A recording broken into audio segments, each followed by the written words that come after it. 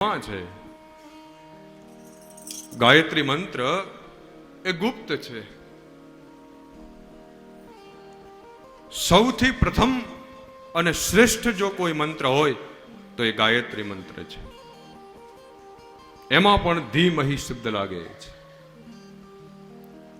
અને વેદોનો એવો નિયમ છે કે ગાયત્રી મંત્રને જ્યાં ને ત્યાં જે તે અવસ્થામાં જે તે વસ્ત્રોમાં એને બોલાય નહીં.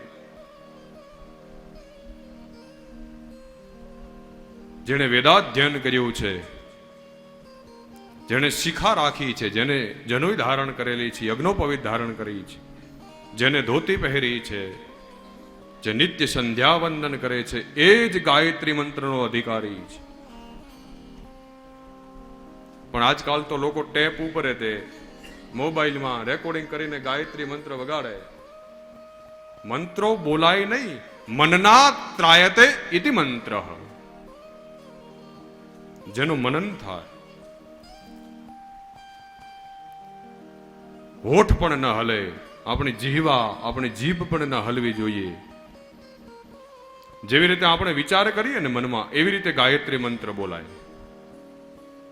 અને ગાયત્રી મંત્ર, ગાયત્રીની માળા વગર, ગાયત્રીના જપ વગર વ્યાસપીઠ ઉપર બેસવાનો અધિકાર નથી કથાકારને. ફરજિયાત ગાયત્રી કરવી જોઈએ.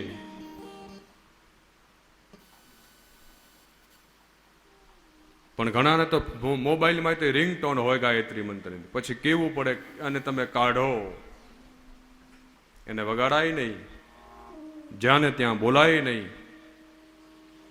ગુપ્ત છે મંત્ર. ઘણી જગ્યાએ જઈએ તો પછી ઘણા આવે કે મહારાજ અમારા છોકરાને ગાયત્રી મંત્ર આવડે છે, કે આપને સંભળાવે. નથી સાંભળવો દેવતા. ગાયત્રી મંત્ર બોલાય નહીં, એની એક દીક્ષા લેવી જોઈએ.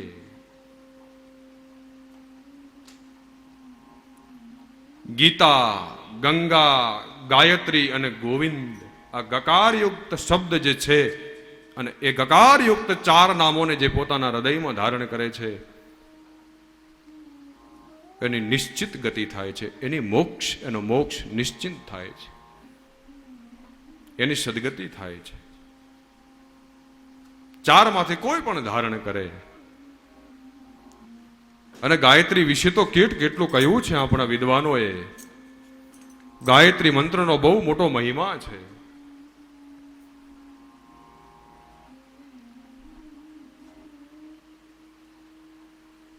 કહ્યું છે કે પરાન્ને સત ગાયત્રી, પરાન્ને સત ગાયત્રી, સિમંતે ચ સતત્રયમ, સહસ્રમ વાસ્તુ શાંત્યાખ્યે અયુતમ શ્રાદ્ધ ભોજને. કે બીજાનો કોઈ અન્ન જમે, જે ગાયત્રી કરતો હોય, સંધ્યાવંદન કરતો હોય, અને બીજાનું અન્ન જમે,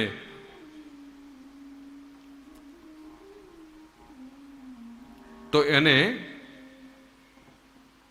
100 ગાયત્રી મંત્ર કરવા પડે પ્રાયશ્ચિત રૂપે. કોઈ શ્રીમંત નું જમે, શ્રીમંત હોય ને, આપણે શ્રીમંત કરીએ, એનું કોઈ જમે તો એને 300 ગાયત્રી કરવી પડે, 300 ગાયત્રી મંત્ર કરવા પડે. જો કોઈ વાસ્તુ હોય અને એનું કોઈ જમે તો એને 1000 ગાયત્રી કરવી પડે.